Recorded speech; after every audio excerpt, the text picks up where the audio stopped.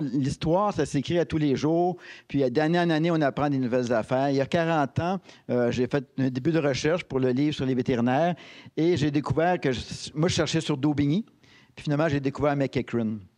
Duncan McEachran, un Écossais qui est venu ici créer la première école vétérinaire à Montréal. Mais en 2024, c'est le 100e anniversaire de son décès. Donc, ça fait 100 ans qu'il est décédé en octobre. Et il reste très peu de choses dans notre histoire, très peu d'objets, très peu de bâtis. Mais je savais qu'il existait une maison où il a pris sa retraite à Ormstown. Et pendant des années, je me suis dit, est-ce qu'elle existe, cette maison-là? Est-ce qu'elle est présentable?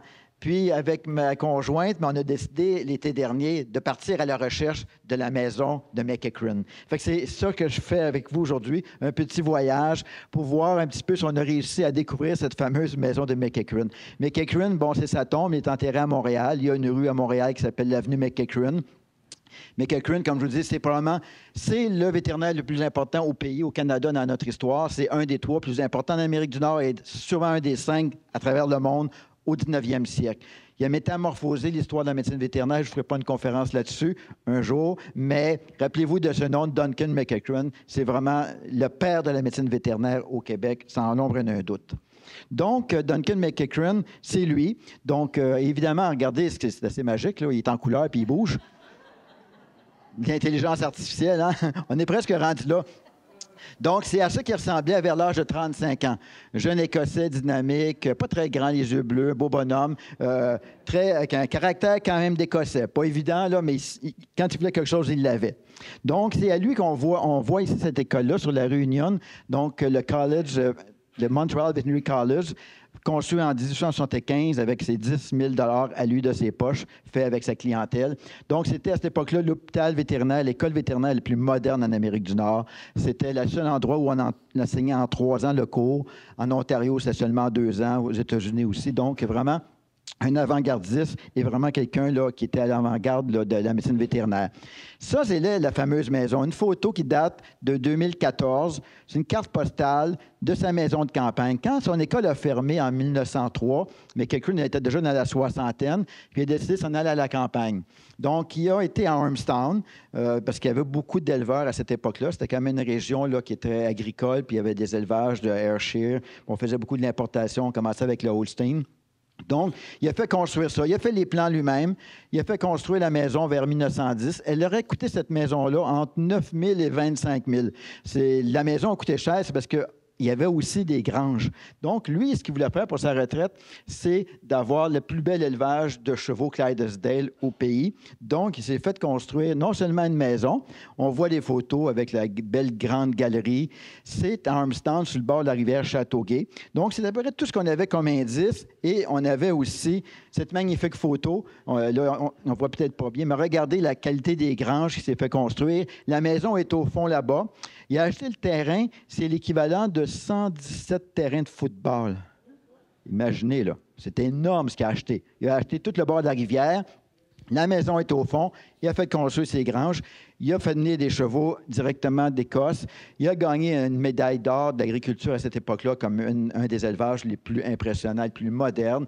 L'électricité, l'eau courante, l'Internet, mettez-en, il veut tout, là. C'est vraiment un visionnaire, comme on dit.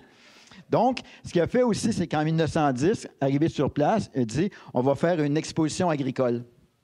Donc, l'exposition agricole d'Ormstown, qui existe toujours, c'est Duncan McEachran qui l'a mis en place en 1910. Et c'est d'ailleurs là qu'on va aller, lors de l'exposition, le 6 juin prochain, lors de l'ouverture, faire un petit discours de présentation pour souligner aux gens d'Ormstown l'impact du vétérinaire qui a créé leur exposition qui existe toujours.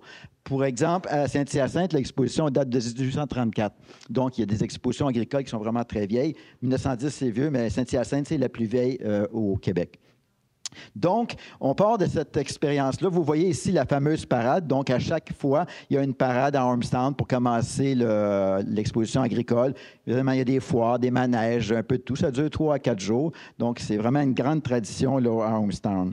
Donc, Ormstown, pour ceux en bas, on le voit, à Montréal. Ormstown, c'est vraiment en bas, là. Vous voyez, là, c'est dans ce coin-là. Fait que ça fait longtemps qu'on voulait aller faire un tour, puis j'ai regardé sur Google. Je me suis dit, avec Google Maps, je ne verrais pas une maison qui ressemblerait à celle que j'ai vue, mais on ne voyait rien. Il y a les arbres, tu sais. Fait que, on dit, on va prendre la route, puis on verra bien. Fait que la photo qui était vraiment intéressante, c'est celle-là. C'est une autre carte postale, le Hornsby Grange, Ormstown, Québec. Donc, elle ressemblait assez en couleur, cette maison-là. Fait que je me suis dit, on va sûrement en trouver, mais Ormstown, c'est une ville où ils fabriquaient beaucoup de briques. Hein. C'était vraiment renommé pour la brique. Toutes les maisons sont en briques. Donc, ils se ressemblent toutes. Donc, wow, je ne sais pas si on va réussir à la trouver. Fait qu'on s'est promené dans les rues par un bel été. On fouinait un petit peu, on regardait par le portillon, voir si on ne trouverait pas une maison semblable. Et tout à coup, on a tombé sur cette maison-là. Elle ressemble pas mal, hein? Fait que là, on a pris notre courage à deux mains, on a rentré, puis il y avait un monsieur qui était en train de ramasser des feuilles, tu sais, puis on va lui demander, c'est vous le propriétaire? Est-ce que vous connaissez McEachran? Bien, c'était un jeune couple, puis oui, il connaissait McEachran, et oui, c'était sa maison.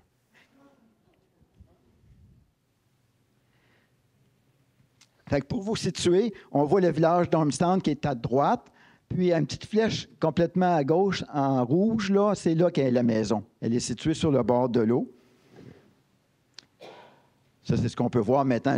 On sait qu'on connaît la maison. On voit de quoi ce qu'elle a en haut, mais ce n'est pas évident quand tu fais des recherches sur Internet. Donc, voici la belle maison, toute bien conservée, comme à l'époque. Un super terrain. L'autre façade. Le bord de la rivière. Ça en fait il tombe son gazon lui-même, là. C'est fou, là. C'est vraiment un grand terrain. Mais imaginez à l'époque, là, c'était ça, puis tout le long de la rivière, des millions de pieds carrés de terrain. Et ça, c'est son bureau à McEachran.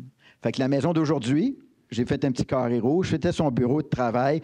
Fait que les dernières années de sa retraite, de 1910 jusqu'à 1924, c'est là qu'il a travaillé. C'est là qu'il a continué à être très, très actif au niveau de la recherche, au niveau de l'importation d'animaux. C'est son bureau. Fait qu'on a eu accès à l'intérieur de la maison. C'est le bureau de McEachran, évidemment, il ne ressemblait pas à ça, mais on peut voir avec sa fenestration. Et les fameuses granges. Les fameuses granges.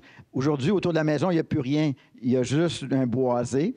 Mais les granges, quelqu'un m'avait dit, on les a déménagées, ces granges-là. Ils sont là, mais ils ne sont plus sur le terrain, ils sont ailleurs. Fait que là, on est parti à la recherche des granges. Il n'y a rien à notre épreuve. Et regardez la maison à droite en bas, à gauche en bas, le cheval. C'était là qu'étaient les granges. Tout le terrain lui appartenait. Et de l'autre côté, il y a l'école secondaire. Et au bout, là-bas, en haut, à droite, on voit des granges. Fait qu'on s'est rendu voir si c'était des granges. On voit encore d'en haut, là. Ça, c'était pas un drone, c'est vraiment encore Google. Et on a trouvé les granges.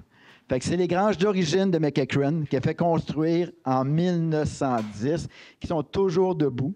Ça, c'est du patrimoine qu'il faut préserver. Elle est magnifique, mais elle est chambranlante. À l'intérieur, il faut être brave rentrer là.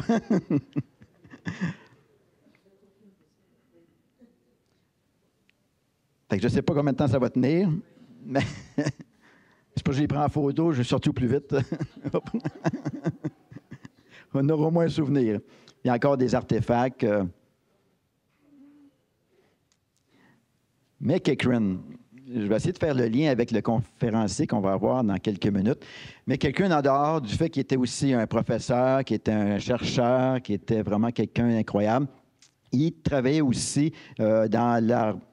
À l'époque, c'était comme, pas vraiment l'armée, mais c'était comme des milices militaires et les vétérinaires servaient à s'occuper des chevaux. La guerre des Boers, ou Boers, je ne sais jamais comment il faut le prononcer, c'est passé en Afrique et on a envoyé des chevaux, 50 000 chevaux qui sont partis en 1889 jusqu'à 1902. C'est Lord Strathcona qui était le propriétaire de la Banque de Montréal et qui était aussi le propriétaire de la baie du Dusson, en tout cas quelqu'un de très riche qui a fait un don pour aider les Anglais à combattre les Africains qui voulaient se révolter. Donc, on a envoyé des chevaux. C'est McEachran qui était mandaté pour se rendre dans l'Ouest canadien pour recruter des chevaux qui seraient capables d'aller en Afrique, qui seraient assez combattants. Il est parti dans l'Ouest. Il y a eu beaucoup de chicanes parce que lui, il avait dans sa tête un type de cheval qui pourrait résister à la chaleur, à des conditions désertiques. Il a réussi à convaincre les éleveurs de l'Ouest qui importaient beaucoup de chevaux du reste des États-Unis. Et il a fait envoyer 50 000 chevaux, malheureusement, à la guerre là-bas. Et si ça vous intéresse, il y a un seul monument au Québec où on voit un cheval, et c'est à Montréal, au Square d'Orchester, et c'est un monument aux héros de la guerre des Boers, 1889-1902. Donc, c'est la seule représentation équestre qu'on a au Québec. Puis c'est en l'honneur de ces chevaux-là qui ont été combattus, dont McEachern a recruté la majorité. Là, on s'en vient dans le temps. Les vétérinaires étaient très importants pour les guerres parce qu'évidemment, on se servait beaucoup des chevaux. Donc, McEachern a lancé la tradition de sélectionner des chevaux. Et quand la Première Guerre mondiale est arrivée, on a envoyé beaucoup de chevaux en Europe. Et ce qu'on voit ici, ce n'est pas Duncan, c'est Charles McEachern. Parce qu'il n'y avait pas juste un McEachern, hein? Il y avait Duncan, il y avait Charles, son frère, et il y avait William aussi, qui a été fondé l'Université du Colorado aux États-Unis. Donc, une famille de vétérinaires très, très importants. Fait que Charles, lui, il a pris sa retraite très jeune parce qu'il a marié une des filles les plus riches à Montréal, la fille de Sir Hugh Allen, qui possédait les bateaux de transport. Fait que lui, il a fait une vie de polo et de farniente. Mais à l'époque de la guerre, il avait la responsabilité, il était vétérinaire pour la SPCA. Il avait la responsabilité de s'occuper de 6 000 chevaux qui étaient stockés à Dorval en attente de partir. Donc, ça a été quelqu'un qui a participé aussi à la sélection des chevaux. La guerre a vraiment été un massacre. Là. Il y a eu tout près de 2 millions de chevaux, 300 000 chiens qui ont été expédiés en Europe. 90 % sont morts. Donc, on estime qu'il y a eu vraiment des pertes immenses. Fait que les vétérinaires qui ont été envoyés en Europe pour la guerre avaient comme travail de soigner ces chevaux-là. Ce qui n'était pas évident. On connaît les conditions de la médecine à cette époque-là. On parlait d'anesthésie tantôt, de contrôle de la douleur et tout. Il y a des pauvres bêtes qui ont vraiment souffert, mais les vétérinaires étaient au premier plan. Immédiatement, ils étaient lieutenants. Même en 1915, ça peut intéresser notre jeune étudiante, en 1915, les étudiants finissants ont été exemptés de l'examen en condition qu'ils partaient au front pour s'occuper. Fait que, ils ont été exemptés d'examen, ils ont reçu leur diplôme, ils sont devenus lieutenants, puis ils sont partis au front pour aider à la guerre. Donc, c'était vraiment une époque assez particulière. Ici, on le voit, c'est un des vétérinaires. Donc, ce vétérinaire-là, vous remarquerez, il y a comme des petites épaulettes. Sur son casque, en haut, il y a comme une espèce de petit badge. Je vais la faire circuler. Ça, c'est l'Army Corps Vet. Donc, en 1910, on a créé un corps vétérinaire pour l'armée. Donc, ça s'appelait le Army Veterinary Corps et le Canadian Veterinary Corps. Army, c'était pour les Anglais, les British. Les Canadiens, c'était pour les Canadiens qui allaient à la guerre. Fait que ça, c'était en 1910. Par la suite, à la fin de la guerre, mais comme on avait rendu service, c'est devenu le Royal Canadian Army Veterinary Corps et en Grande-Bretagne, le Royal Army Veterinary Corps. Fait que j'ai des petits badges que j'ai dans ma collection, je vous les ferai parvenir, vous pouvez les partager. Donc, c'était des épinglettes qu'avaient les vétérinaires de cette époque-là.